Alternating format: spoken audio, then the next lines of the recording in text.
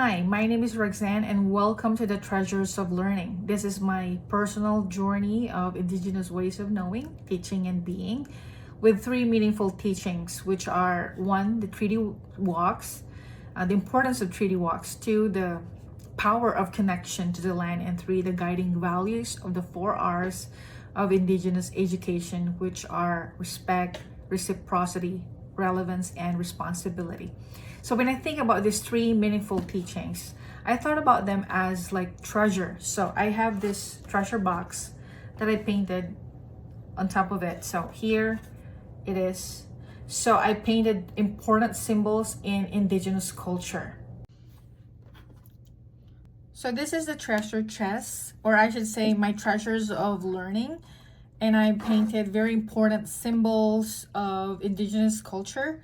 One here on the left is the 2-row wampum belt that symbolizes walking side by side in peace and friendship without interference. I also added a footprint that also symbolizes the physical act of walking in treaty, connecting movement to understanding and responsibility.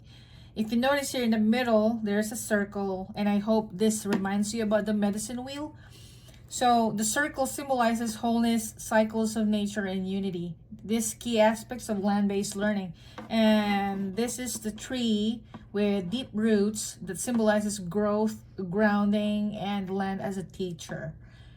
And on the right side, I have one feather, which I believe in Indigenous cultures, a feather is powerful symbol that signifies the connection between the owner, the creator, and the bird from which the feather came.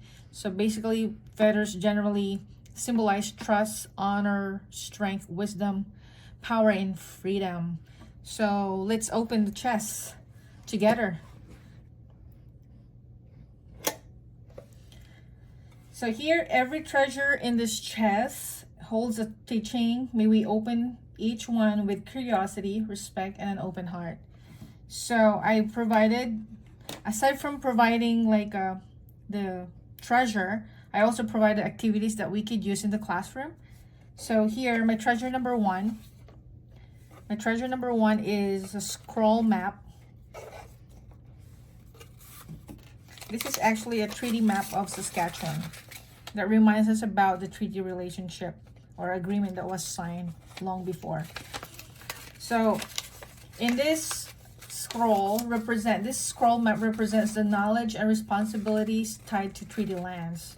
So the treaties are not just historical documents, but they are living agreements. And I also provided here, so treasure number one, walking with understanding, and because we're talking about treaty walks, I also provided not just the description, but also activity that we can use in the classroom. This is actually applicable to grade 5 to grade 8. So in this activity, we can explore the land we are on, go on a local or a virtual treaty walk, and answer these two questions for reflection. What is treaty and what does it mean to walk in relationship? So that's treasure number one with the scroll map. Treasure number two, I have here a leaf. I went for a walk actually yesterday, and seeds are very, very important. I love collecting them actually. And here, treasure number two, the land teaches. This is in connection or connecting to the land. So this object or these objects symbolizes deep relationship between people and the land. So Indigenous knowledge systems often begin with the land as a teacher. So the activity that I provided here is you can visit the nearest park or natural space from school. You can sit quietly. This is something I did, to sit spot in one bench, or you can even sit on the grass. You can journal or draw what you observe, and then you will reflect on these two questions. How does the land communicate with us? And what do we learn when we slow down? Yeah, so that's treasure number two with the leaf and seeds. Treasure number three, I provided 4 tokens here. The guiding principles of the 4 R's of Indigenous education. So the 4 R's, this, I have 4 stones here that I